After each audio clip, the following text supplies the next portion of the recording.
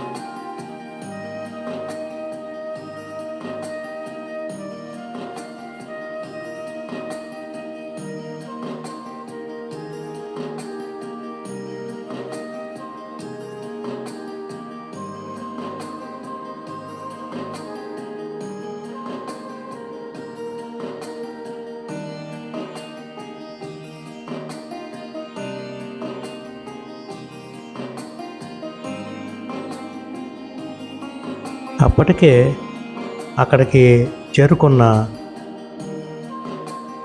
పూజ్యులు బ్రహ్మశ్రీ ముప్పవరపు వెంకట సింహాచల శాస్త్రి గారితో కొంతసేపు పరిచయ కార్యక్రమం చేసుకోవడం జరిగింది.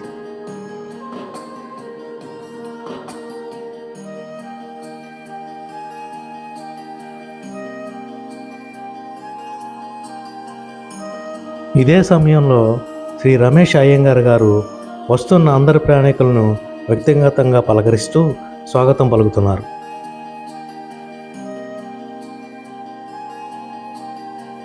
ఈ టూర్లో పాల్గొంటున్న యాత్రికులందరికీ ఐడి కార్డులు, టూర్ టైమ్స్ వారి క్యాప్స్ ఇచ్చిన తర్వాత అందరం కలిసి బోర్డింగ్ పాసులు తీసుకొని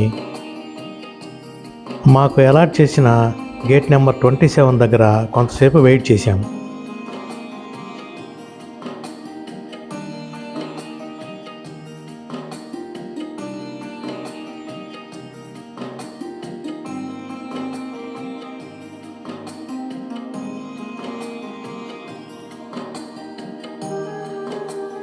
ఇదిగో బోర్డింగ్ పాసులు కూడా తీసుకోవడం జరిగింది.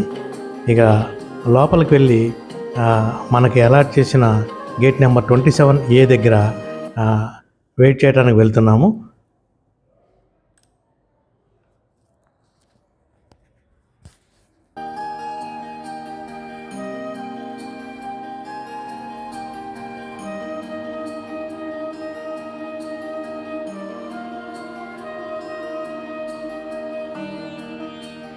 మన ఇండియాలో గల అతిపెద్ద ఇంటర్నేషనల్ ఎయిర్పోర్ట్స్లో మన రాజీవ్ గాంధీ ఇంటర్నేషనల్ ఎయిర్పోర్ట్ కూడా ఒకటిగా ఉంది.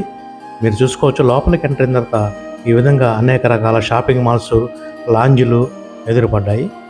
అవన్నీ చూసుకుంటూ అప్పటికే అక్కడ ల్యాండ్ అయి ఉన్న, టేకాఫ్ అవుతున్న విమానాలని వాటిని కొంతసేపు ఆ దృశ్యాలన్నీ చూసాము.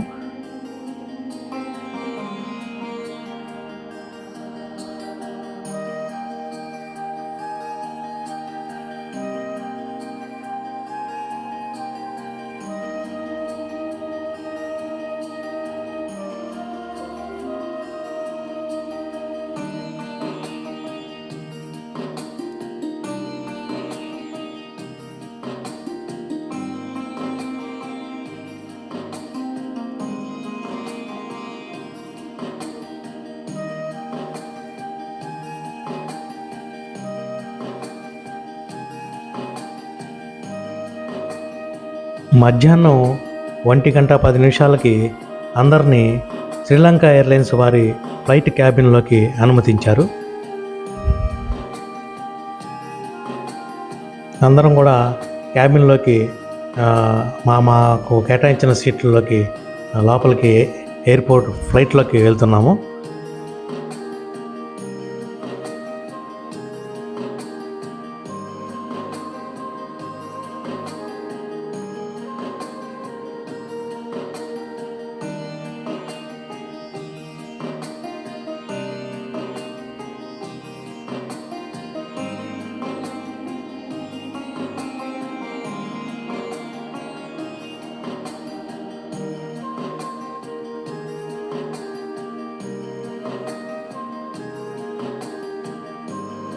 అందరం కూడా మాకు కేటాయించిన సీట్లలో ఆసీనులయ్యి కూర్చున్నాము.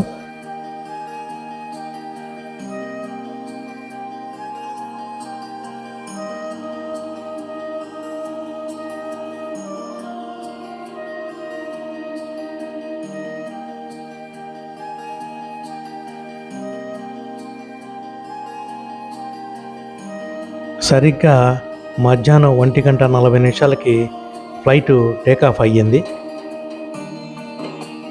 ఫ్లైట్ టేకాఫ్ అయిన ఒక అర్ధగంట తర్వాత ఫ్లైట్లో లంచ్ ప్రొవైడ్ చేశారు.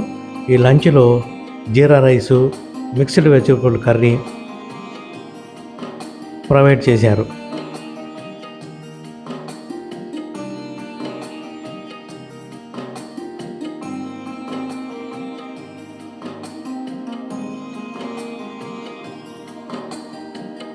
తదుపరి యాపిల్ జ్యూస్ కూడా ఇవ్వడం జరిగింది.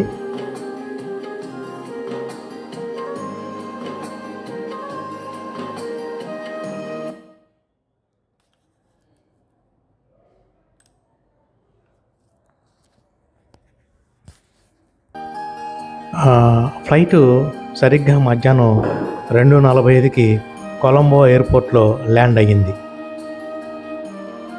మా లగేజీలను పికప్ చేసుకొని రావడం కోసం ఎయిర్పోర్ట్ వాళ్ళు బస్సు కూడా ఏర్పాటు చేశారు. ఆ బస్సులో వెళ్ళి మా లగేజీలన్నీ ఏర్పాటు చేసుకొని బయటికి రావడం జరిగింది. ఎయిర్పోర్ట్ బయట శ్రీ సింహాచల శాస్త్రి గారు ఈ యాత్ర యొక్క ప్రత్యేకతను గురించి క్లుప్తంగా వివరణ ఇచ్చారు.